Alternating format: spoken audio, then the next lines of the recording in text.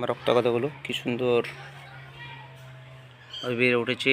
অসংখ্য ফুল এসছে, কিছুদিনের মধ্যেই আরও ফুলে ভরে যাবে। আরও একবার দেখাবো। খুবই অল্প যত্নে এই গাছগুলো হয়েছে, তবে সঠিক যত্ন করতে হয়েছে। কীরকম যত্ন করেছি এ নিয়ে আগেই ভিডিও করেছি, আপনারা দয়া করে দেখে নেবেন। এবছর করতে পারলেন না ঠিক আছে, কিন্তু আগামী বছর খুবই সুন্দর এই গাছকে সাজিয়ে তুলবেন আশা করছি। আমি যে পদ্ধতিতে করি সেভাবে কিন্তু আমি অসংখ্য ফুল পাই। আপনারাও আমার পদ্ধতি অবলম্বন করতে পারেন। যারা নতুন বাগানি তারা অবশ্যই উপকৃত হবেন। দেখুন সবে ফুলগুলো ফোটা শুরু হয়েছে, বাকি এখনও অসংখ্য কুড়ি আছে। সেই কুড়িগুলো ফুটবে, দেখতে কিন্তু চমৎকার লাগবে। আগের ভিডিওতে আমি জানিয়েছি রক্তগাঁদা নিয়ে কীরকম পরিচর্যা করতে হয়। এখন বলার শুধু একটাই, যে এই গাছগুলোতে গোড়া যাতে শুকিয়ে না যায়। গোড়া শুকিলেই ফুলগুলো তাড়াতাড়ি ফ্যাকাশে হয়ে যাবে, তার নিজস্ব রং হারিয়ে দিবে।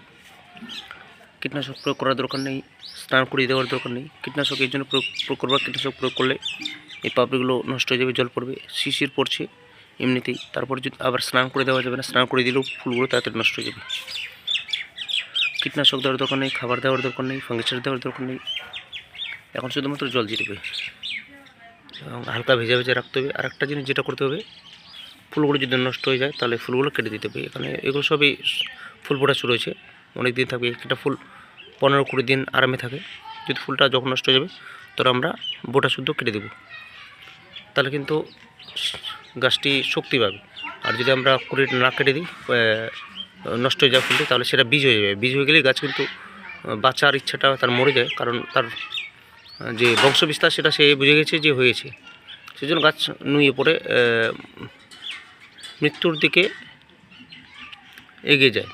সে কথাটা মাথায় রাখতে হবে। গাছের বীজ হতে দেওয়া যাবে না। সে অনেক গাছের বেশিরভাগ গাছের ক্ষেত্রে সেটা হয়, শীতকালীন যেগুলো গাছ।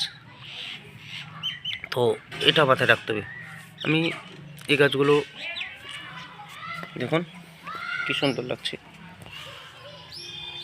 একটা আলাদা সৌন্দর্যতা। রক্তগাঁদা বিভিন্ন ভ্যারাইটি, একটা লং ভ্যারাইটি, একটা ছোটো ভ্যারাইটি।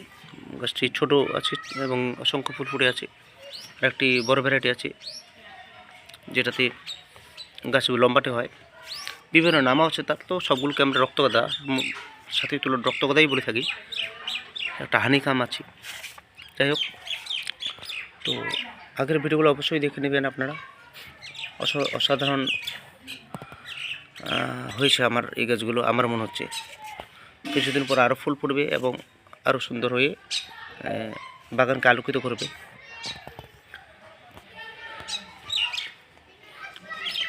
এই গাছের পরিচর্যা সাধারণ, একেবারেই সাধারণ মাটিতে করেছি, আর টবেও করা যাবে। টবে করেছি,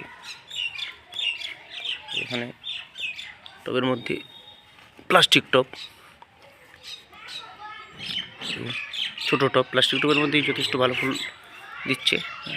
ধীরে ধীরে এগুলো ফুটবে, আরও ভালো লাগবে। বন্ধুরা আপনারা অবশ্যই রক্তগাঁদা করবেন আপনার বাগানকে সুন্দরভাবে সাজিয়ে তুলতে।